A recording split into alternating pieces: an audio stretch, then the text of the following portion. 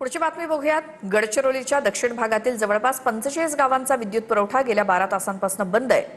आलापल्लीपासून सिरोंचा तालुक्यापर्यंत जवळपास 45 ते 50 गावं 12 तासांपासून विद्युत सेवेपासून वंचित आहेत। विद्युत पुरवठा खंडित झाल्यामुळे नागरिकांची अनेक कामं खोळंबली आहेत। विद्युत सेवा सुरळीत करण्याची मागणी नागरिक करतायत।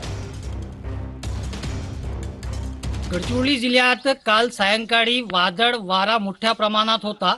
या वादळ वाऱ्याचा फटका दक्षिण गडचिरोली भागातील अहिरी सिरोंचा या तालुक्याला बसलेला आहे।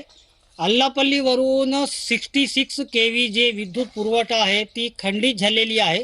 आपण दृश्यामध्ये बघू शकतो काम जे आहे ते सुरू आहे आणि विद्युत विभागाचे कर्मचारी रात्रपासून आतापर्यंत जवळपास एक 7-8 तासापासून काम सुरू आहे।